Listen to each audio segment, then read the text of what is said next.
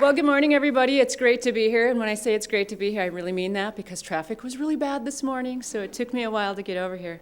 I wanted to thank everybody, too, for the invitation to be here. I think it's great that you went from the topic of climate to the coolest celebration on Earth. So I like that, and I like that I got to cross the river, and I'm welcome here, right? There seems to be a little something going on between Minneapolis and St. Paul, but it's all good. So what I want to do today is really talk about creativity and leadership within the St. Paul Festival and Heritage Foundation, but more specifically the St. Paul Winter Carnival. And then how do we keep it fresh?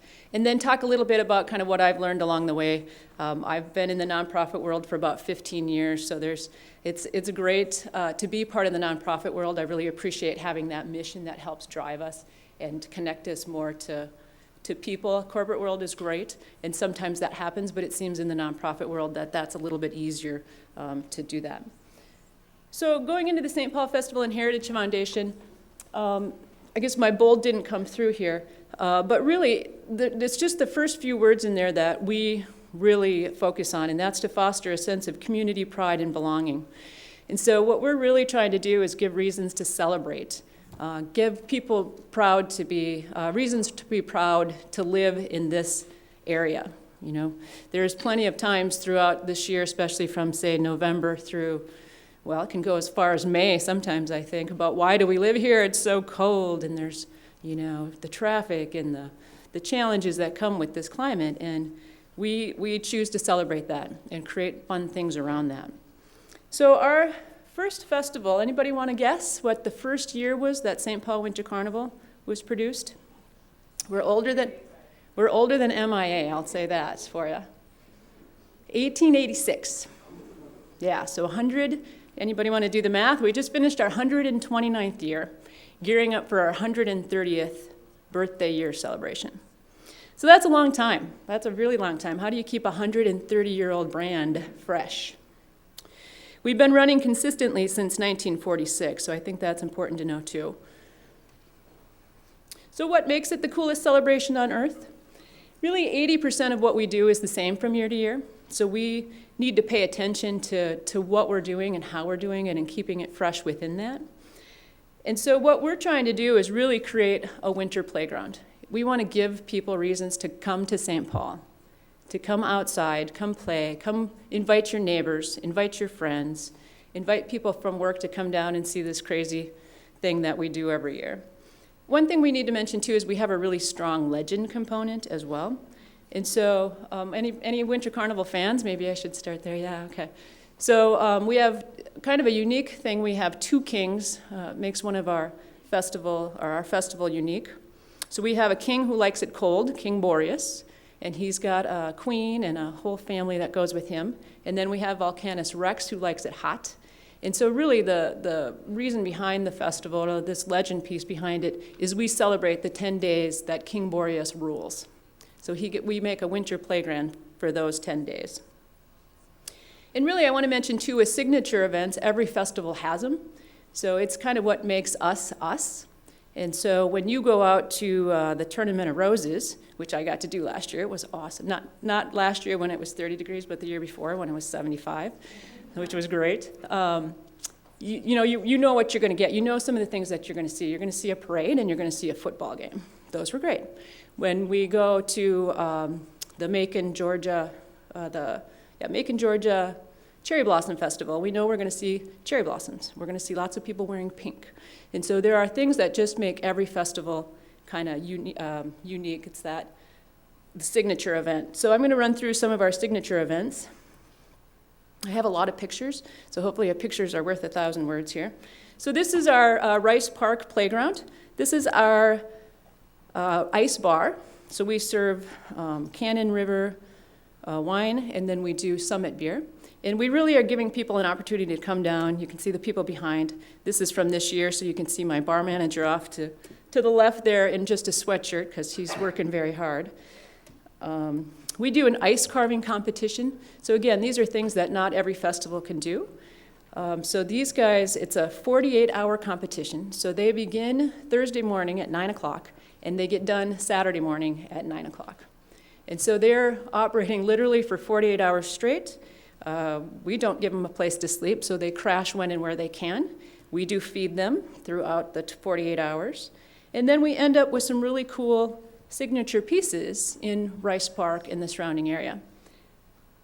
And so we have about 12 multi-block teams, 12 teams that work with 20 blocks of ice. This was one of the creations. And sadly, the ice did not last long this year. If you'll recall, we had a really mild time at the end of January. And then we end up with we also have a single day competition as well in that we get about 12 people to participate. So by the time we're done, we have about 20 to 25 ice carvings in and around Rice Park.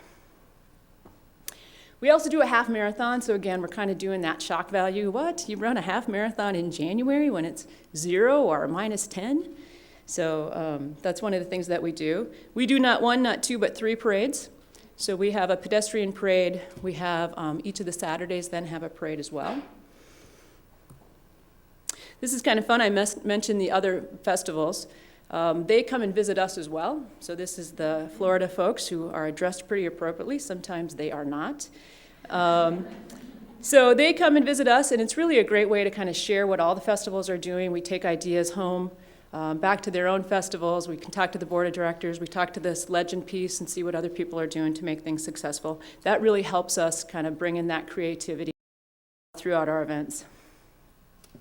And then here's that legend piece. This is actually a picture that was taken a couple years ago by a National Geographic photographer, so we're still waiting for that to be published, but it would be really cool if they would just put that in. So again, that's our royal throne in Rice Park, and then you get a really good picture of how big this royal family is and that legend component. A couple other things that we do to keep it fresh is we partner with other organizations. So we are a pretty lean staff. I'm half the staff.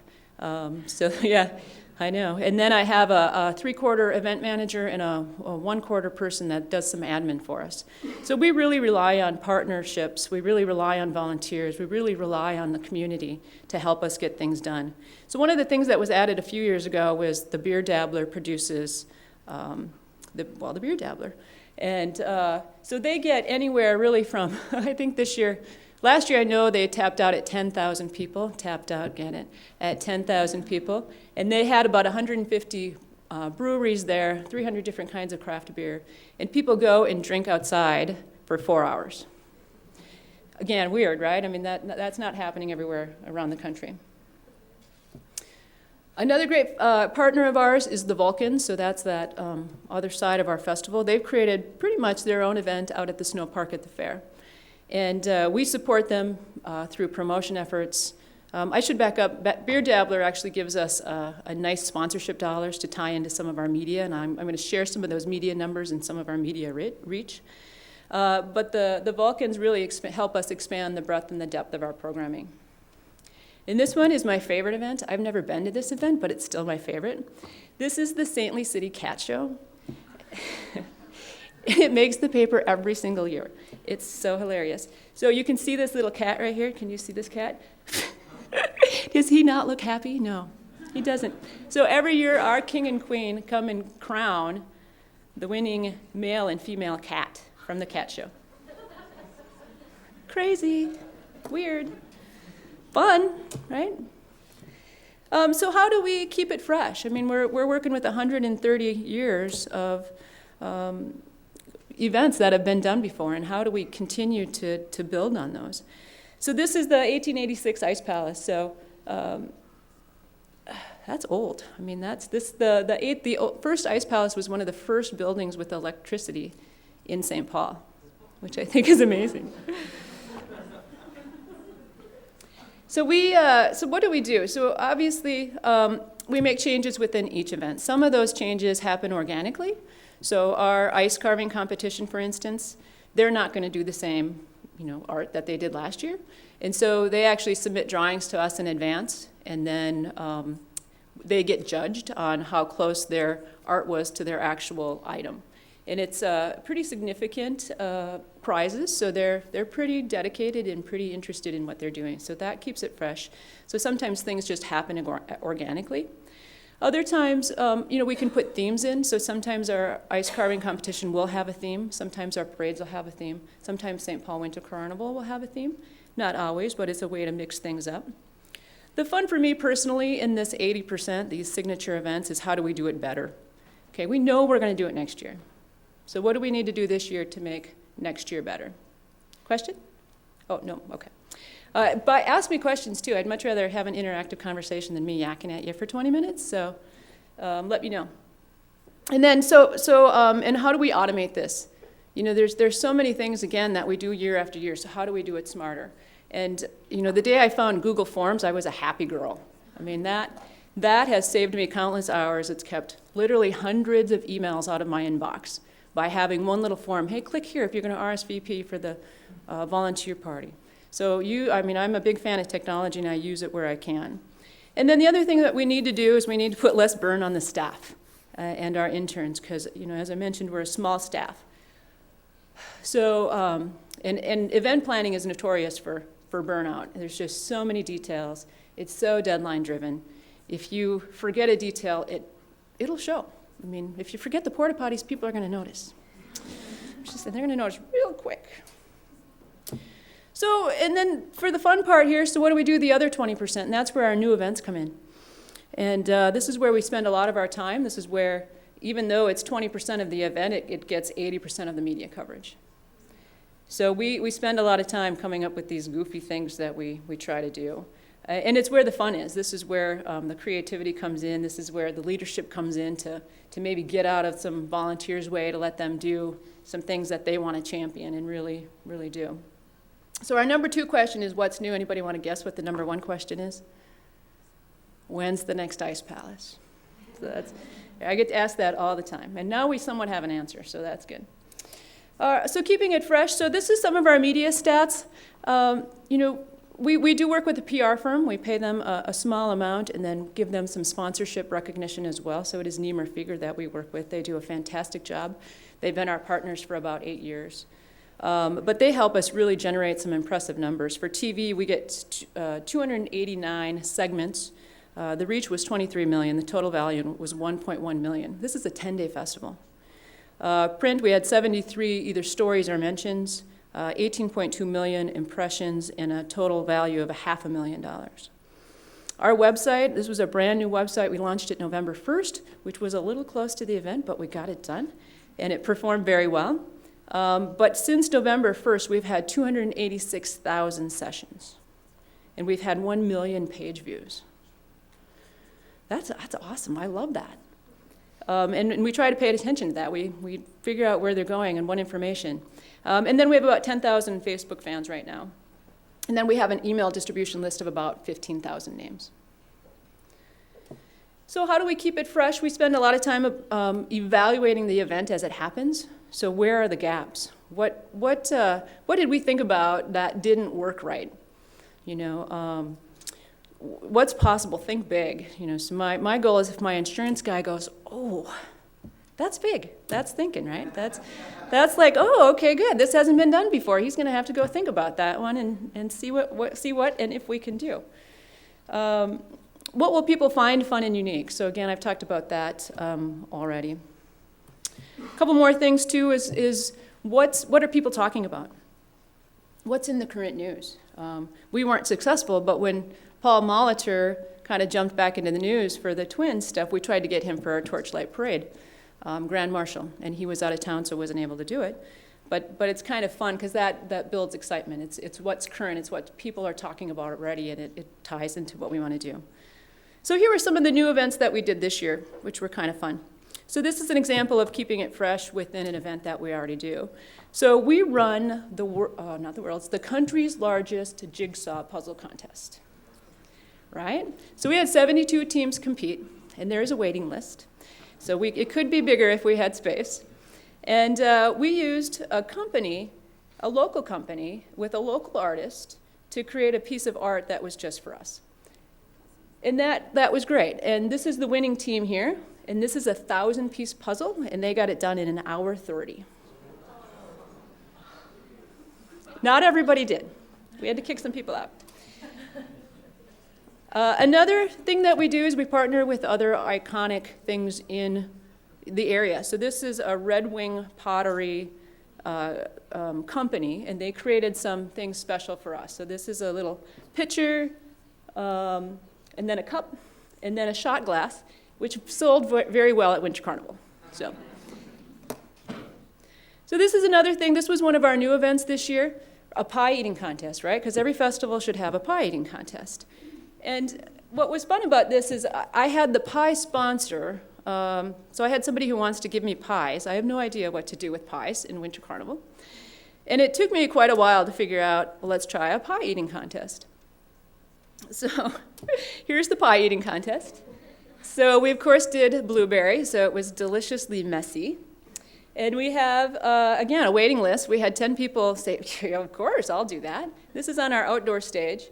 And we got some great media coverage. We had a lot of fun. I took out the shot, but there's about 400 people watching this contest.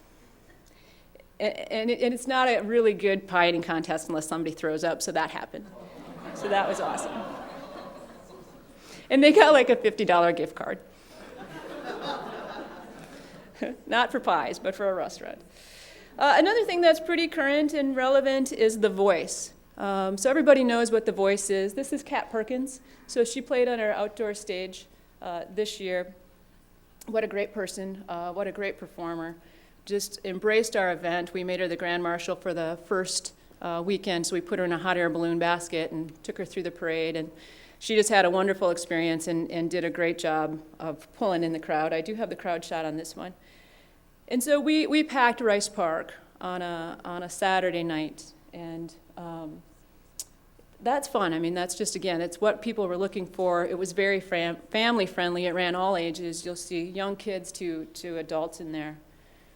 Here's one of the biggest things that we've done this year is we created a royal courtyard. You'll see this right here in front of, this is Landmark Center. This is where my office is. It's a great place to work.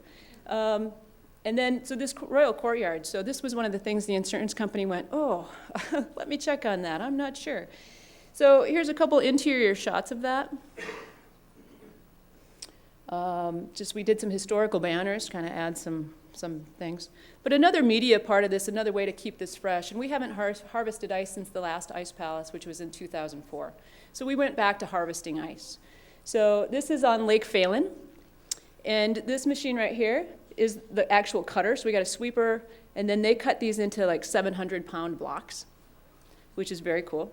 And so, and what I don't have a picture of is they actually will cut a segment out here, and then they'll float it over to this little bad boy, which is a conveyor system that I think was built in the 1900s. But they float over there, and then it loads up on this end, and it comes down. And then we take a big old truck, and we load it up. From Lake Phelan, we haul it over to Rice Park, and then the construction begins. So that's part of it, and this was just a nighttime shot of what that looks like. So, you know, I think that kind of illustrates that thinking big, what's possible, how do we do it. Almost all the labor was supplied for that last one. The labor unions really stepped up and volunteered and donated a lot of their time. We had, all the trucks were donated, all the bobcats, all the cherry pickers. So much stuff was donated for that. So we run a pretty, we do, our Winter Carnival budget is about $300,000. So it's a pretty modest amount. So we really rely on that goodwill from the community to get things done. So just kind of my own 2 cents worth on, you know, what it takes for kind of this creativity and the leadership piece of St. Paul Winter Carnival is I've learned to trust more so, certainly volunteers. I can be a bottleneck. If I've got somebody who wants to be lead of a committee or take on a challenge or be a champion for a project, I try to say yes. I try to continue to move forward on that, even though maybe I'm not sure how it's going to work. And then also, I mean, another piece of the trust is I've learned to kind of trust my instincts a little earlier. So like the pie eating contest, I thought of that almost right away, but I didn't act on it until I got closer when I realized, okay, that's probably the best idea I'm going to come up with. So I could have been cultivating that idea a little bit longer and done some other things. I need space. During the, like say November, December, early January, I can have 25 or 30 meetings on my weekly calendar. And I really need space to put those connections together, to put all those, meetings from my 9 a.m. meeting to my 5 p.m. meeting. If I don't have some time to process that, I don't make the connections. And if I don't make them during the day, I make them at night when I should be sleeping. So oftentimes I'm up at 2 o'clock going, oh yeah, I've got, this is my favorite one, it was yesterday. I've got a Mexican bag player who wants to perform at Cinco, and my Southwind group wants to sponsor something. Hey, maybe that'll work. I've not heard the Mexican bagpipe player, but it should be interesting. So if you want to see that, Saturday, May 2nd is Cinco de Mayo. So like I said, I need that time and that. So I have to cultivate myself. I have to make sure I'm exercising. I have to make sure my commute's plenty long, so I have time then. And then also, I mentioned already, I'm a fan of technology. So really look for those times. I look for those times when I can use technology to make it better. And I'm never on the bleeding edge of technology, but I like being on the cutting edge. So when I hear of the same app several times or the same technology, I try to jump on that.